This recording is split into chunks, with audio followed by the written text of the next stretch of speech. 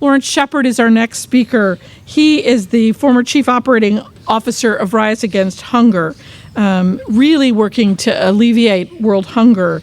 He is also an Army lieutenant colonel, and what I love is that bent toward service comes back again in his life. And he had combat tours in Afghanistan and Iraq. Today's warriors are really very much connected to this generation of Vietnam-era folks as well. And one of the things that he has also had a chance to do is both command others, but also to serve at West Point as an instructor. And there's nothing like teaching that doesn't bring you close to the people that will be the next generation of folks serving their country. So it is a joy to have Lawrence here today with us. It's like a family reunion. We invite you to come and stay for a while. Come in closer if you like. Feel free to meander around the whole statue so you get a chance to see it all. Don't let distance get between us. Lawrence.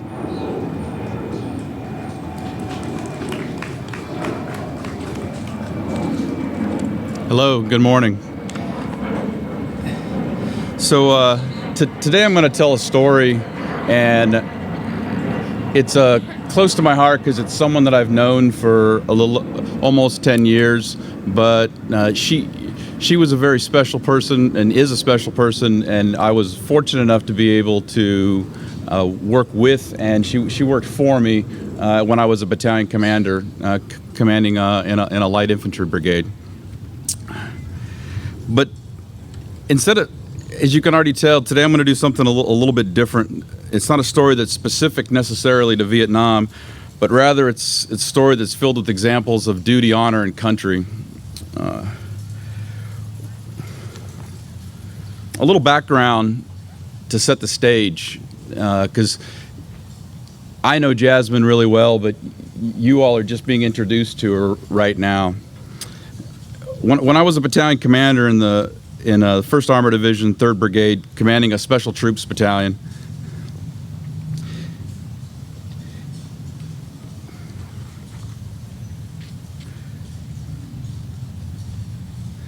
the battalion had a very special mission, and so did the brigade.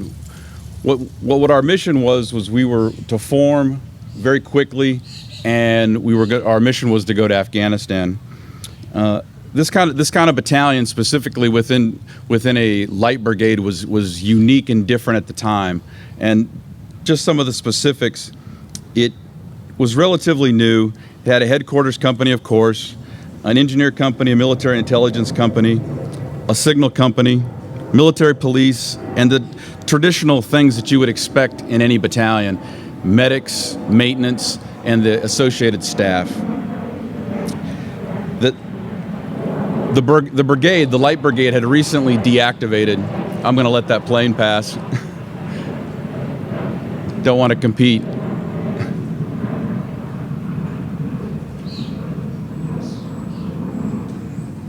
Thank you. The brigade had recently deactivated at a different location and was given a very short time to reactivate, a little less than a year, train, form, train, and then ultimately deployed Afghanistan in Logar province, which was probably one of the worst places in Afghanistan prior to going, if not second or third. So as you can imagine, NCOs and officers from other units that had served coming were very prized because they already kind of knew the trade. They already knew what was important, and they would be essential in forming the new battalion and the greater brigade. Well, that's where Jasmine Walker comes into the picture. We had been there, or I had been there as the battalion commander only for a couple months, and she joined us as a staff officer. But just let me tell you a little bit about Jasmine. Jasmine graduated with academic honors and was a track star from the United States Military Academy. She commissioned as a lieutenant in military intelligence and had already deployed to Iraq with 3rd Armored Cavalry Regiment as a staff officer. And she was in the northern part of Iraq, up in Mosul, so she had already learned some very good lessons about how best to fight a counterinsurgency, which would be critical in not only the training, but once we got to Afghanistan. Once Jasmine arrived and was in the battalion, she quickly became a go-to staff officer, if you will. She was essential and critical when the battalion did our certification at Fort Bliss in being that intel and being able to lead us into what we needed to do in order to find the enemy. So when a company command became available, she was the obvious choice, and she took that company and was able to command with distinction. So what's also kind of important, or what's also very unique about this, is I had mentioned earlier that this was a light infantry brigade. Of the 36 company commanders, she was the only female company commander. Another piece that was very unique was, since my background was an armor officer with experience in infantry also, was that our battalion would be owning land in the ground. We would be a land-owning unit. So her company was unique in also a different way. She didn't have infantry soldiers or armor soldiers. She had a composite of a headquarters company. So within that headquarters company, she had a little bit of engineers, she had some headquarters soldiers, she had some MPs, and she had a few NCOs that had infantry experience. Well, specifically, she was responsible for an area in Logar province, Afghanistan. She was expected to do everything else that all the infantry company commanders and AORs had to do. She partnered with local leaders, drank thousands of cups of tea. She also did combat operations and patrols. So you might ask yourself, why am I talking about her? Well, for one, her company was probably one of the more successful companies during the deployment to Afghanistan. And you might be asking yourself, well, why? She didn't have direct combat experience as an infantry officer, but she did have experience in combat.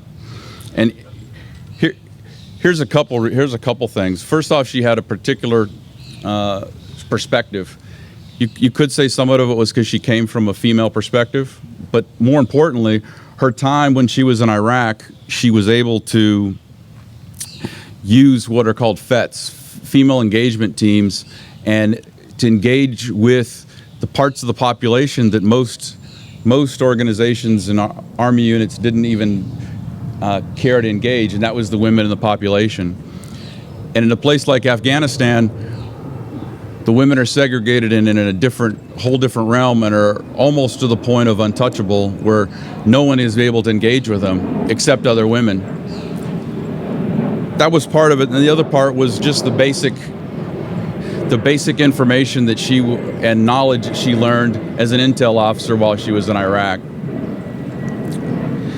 So when I say that her company was highly successful, what do I mean by that? What specifically did she do? Well, some of the highlights are her company had the ability to conduct over 600 partner patrols with both Afghan and Jordanian forces, and which was more than any of the other 35 companies. The presence resulted in the capturing of an insurgent winter commander, direct action cell leader, a bomb maker, and a load station with well over 700 pounds of munitions and cache. During the deployment, she was also awarded the Bronze Star, received the Purple Heart, but probably most notable was the Army, and the Army's legacy was what she left behind with her fellow officers. To the point where I would say that the brigade commander, a hardened infantry colonel with many combat tours, so much so, he nominated her as a recipient for the 2012 General Douglas MacArthur Leadership Award. The MacArthur Award is symbolic of the most outstanding company commander and leadership performance for a given year. I'd like to end it with just saying that Captain Walker was a very unique commander, and sometimes those commanders that go out and do a little bit extra and are able to see things from a different perspective can lead their soldiers and Marines in a better way, and sometimes, and most times, to effect. I'd also like to thank the group for letting me have this opportunity to tell a small story and just a little bit about Captain Walker and her successes in Afghanistan. Thank you. Also, if anyone has any questions about either Captain Walker or my time serving as a lieutenant colonel in the United States Army, I'd love to answer your questions off to the side. Thank you.